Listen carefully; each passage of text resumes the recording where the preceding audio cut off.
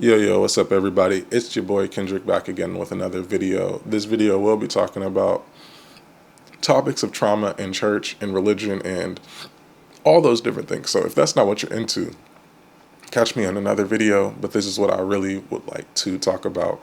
The TLDR of this video is I'm agnostic, and that's pretty much that.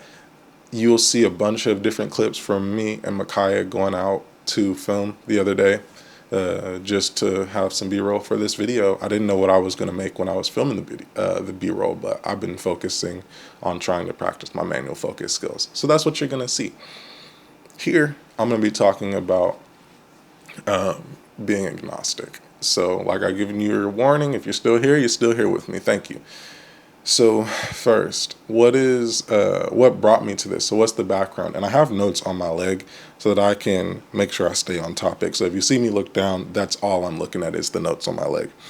So my background was I was raised in church. I literally have a long list of people who are also above me that are pastors. So the direct people to me are like my mom, my dad, my stepdad, my grandma, my granddad, and my grandma on my dad's side and my granddad on my mom's side. I have aunts, uncles. I would say it's pretty 50-50 split. I have 17 aunts and uncles, and I would say at least 8 to 9 of them are ministers and they're in the church heavily. Like their whole life, they've done that.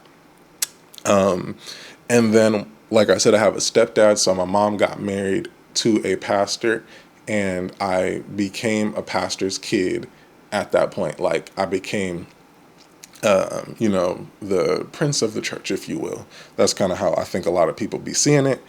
And then when I went to college, I was exposed to so much more like things besides my microcosm of community where I was at. So I was exposed to different religions. I was exposed to different ways of life. I mean, I was born and raised in Oregon, so you would think that you'd have a pretty diverse experience, but no. I was talking to my wife about this, but Oregon is 1 to 100 white to black, at least when I was coming up. It was. So it lacked a significant amount of diversity. It was either Hispanic, white, and, maybe your one or two black kids.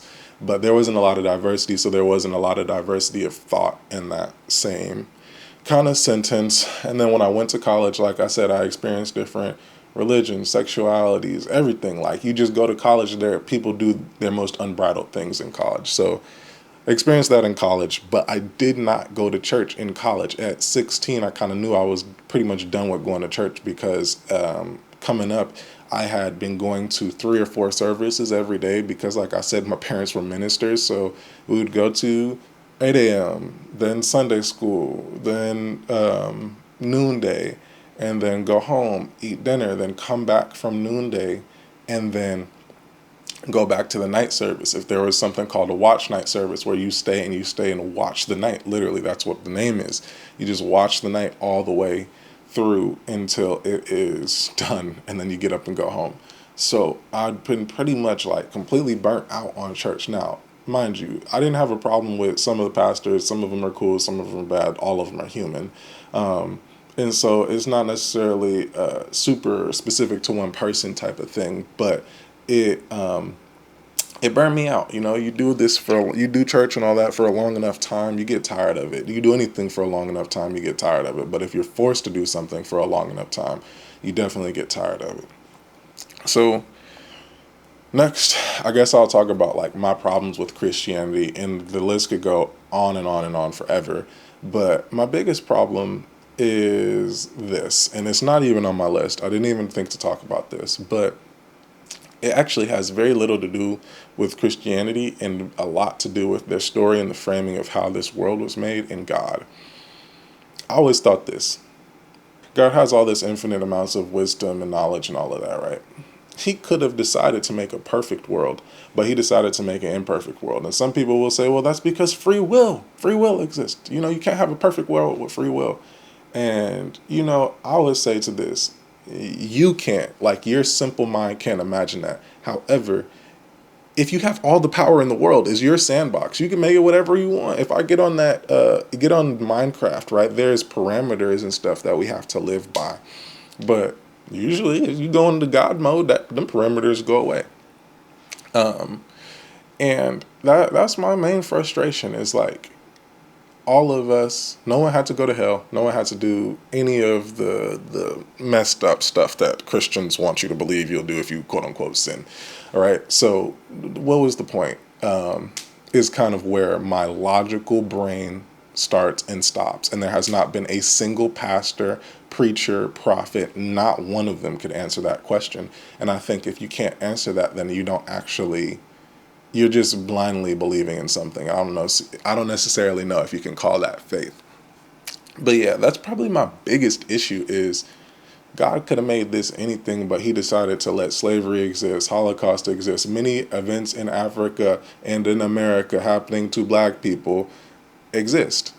But we still choose to believe and follow this religion, which is just crazy to me.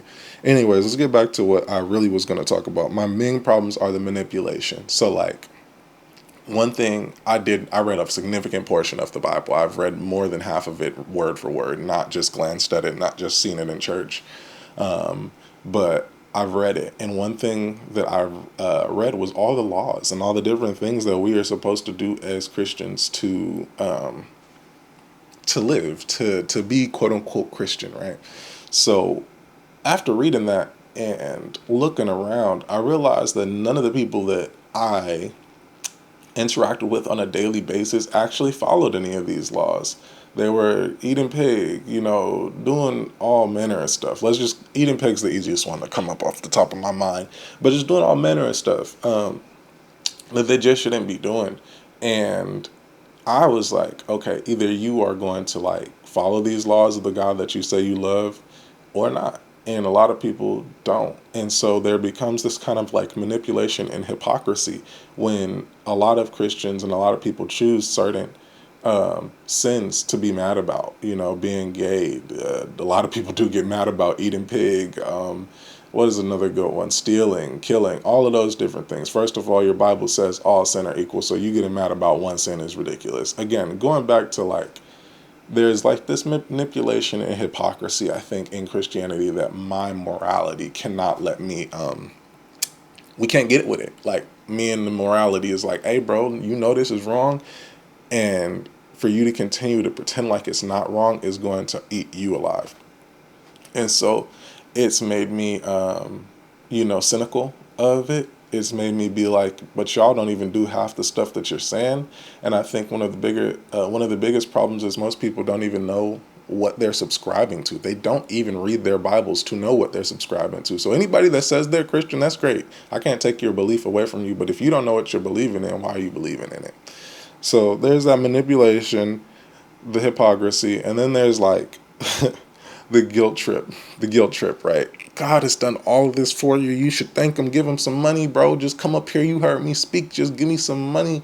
And I think like knowing how the cut and the splits work on the backside also does mess it up for you because a lot of these preachers are here to just get some money.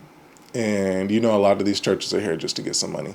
So and the cut on the backside of people calling for 4 and 5 offerings at $500 and $600, $700, when people barely paying rent, it's like it's predatory.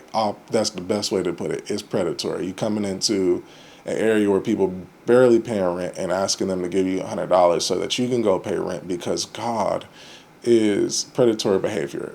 In the Bible, every disciple, every preacher except for the Pharisees and the scribes, all the people that Jesus specifically said was bad, all of them had jobs. So all these preachers without jobs and saying I'm a preacher is fucking ridiculous. Like, bro, you just raping your community for money. Anyways, let's get back on topic.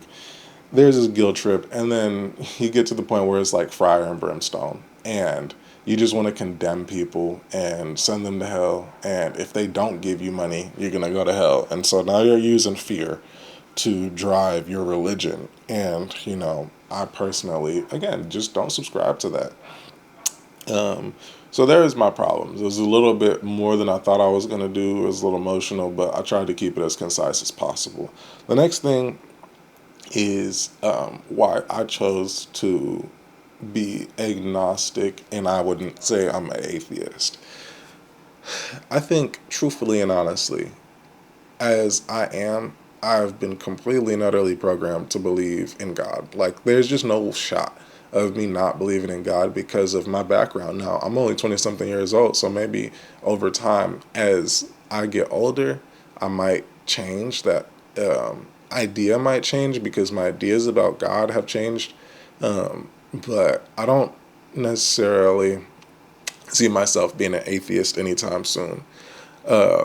When or what is being agnostic? It's basically believing that there is a higher power, but also understanding that I'm too stupid to understand the higher power, and be able to quantify it with stories, books, passages, and all of those different things.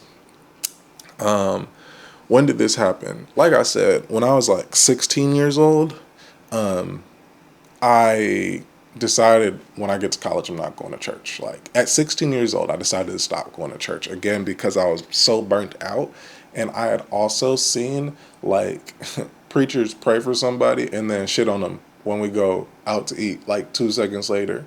Or I would see, gossip going around the church. And I'm like 16 years old. One of the ministers tried to hit on one of my friends at one point. And I don't have anything against like the LGBTQ community. I'm bisexual, so at the same, like, I really don't care.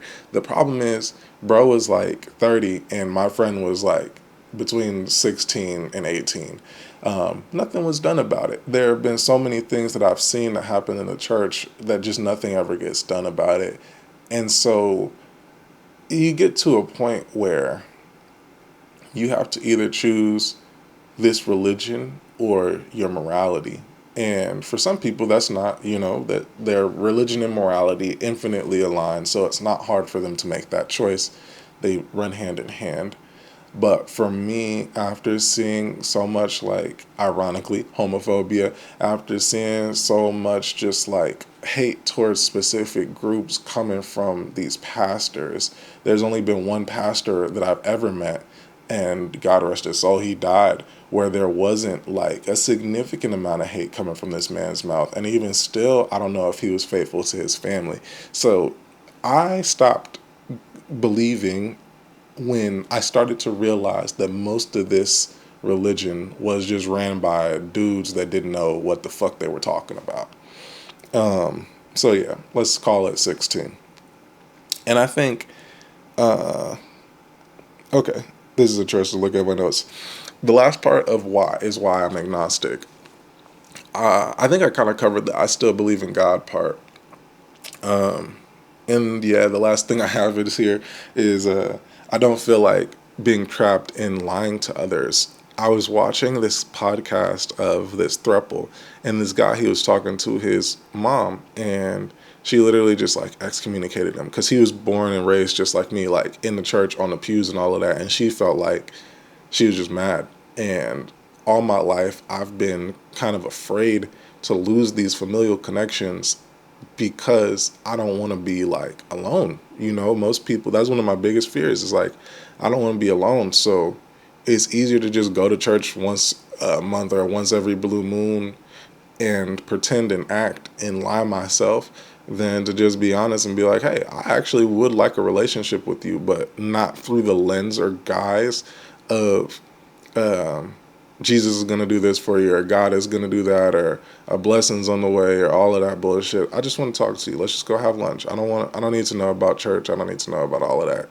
Let's just go sit and eat and have lunch and, enjoy this beautiful day. That's something I was afraid I would lose. And it's something I'm still afraid I will lose. However, I'm to the point in life now at 26, almost 27, and I'm pushing closer and closer to 30. I can't lie to people to make them comfortable anymore. I can only be as comfortable for me as I can for me. And I would encourage you to do the same. All right. That's pretty much it for this video, y'all. I've recorded it a few times. Like always, I do these videos a few times. And I think this is the most succinct and realistic thing that I would like to talk about, or a way that I'd like to talk about this topic. So if you enjoyed it, which, we'll see. If you didn't, That makes sense too. But I really hope that you take some heed to what I'm saying and maybe make some changes in your life for yourself. Deuces.